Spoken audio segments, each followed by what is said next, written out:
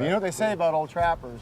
I know what they say about old trappers. Old trappers never die, they just smell that way. Yeah, right. For decades, Tom Oar lived like a ghost in the wilderness, a man who turned his back on modern life to carve out a living deep in Montana's Yaak Valley. Fans of mountain men saw him as the last of a dying breed, humble, wise, and self-sufficient. But recently, something was discovered inside Tom's cabin that left everyone speechless and questioning everything they thought they knew about him.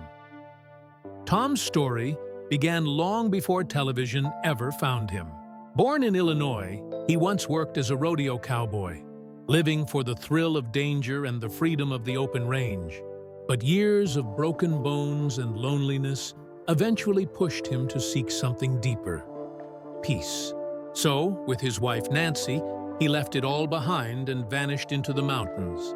There, they built a simple cabin by hand, a place where the rest of the world didn't matter.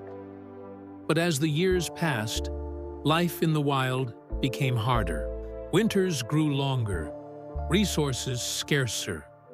And Tom, now in his 80s, began to face the reality that nature always wins in the end.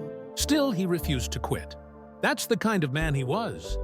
Then, just months ago, a small film crew was allowed into his property for what was supposed to be a quiet follow-up documentary. What they found inside his cabin stunned everyone. At first, it looked like a normal log home. Tools hanging neatly, tanned hides stacked by the wall. A lifetime of memories frozen in time. But then, they noticed something strange. Dozens of leather-bound journals hidden beneath the floorboards. Each one was filled with Tom's handwriting, documenting everything from his daily routines to private confessions no one had ever heard before.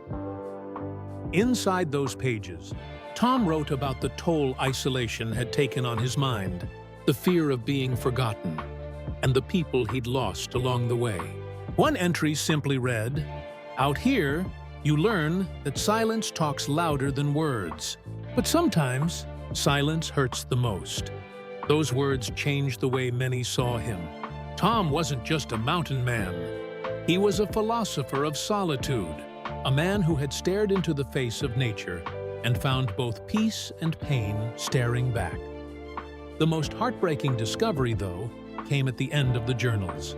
He wrote about his declining health, how his hands, once steady as stone, now trembled when he worked with leather. He knew the day would come when he couldn't survive out there anymore. But instead of fear, he wrote something incredible. "If the mountains call me home, let them. I've lived free. That's all I ever wanted." Those final words brought even the cameraman to tears. Tom's story wasn't just about survival. It was about understanding what it truly means to live.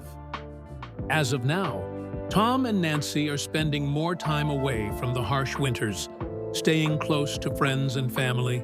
But that cabin, those journals, and his legacy in mountain men will forever remain a symbol of freedom and of a man who dared to live life on his own terms. What do you think about Tom's story? Was this the peaceful ending he deserved? Or just another chapter in a legend that will never die?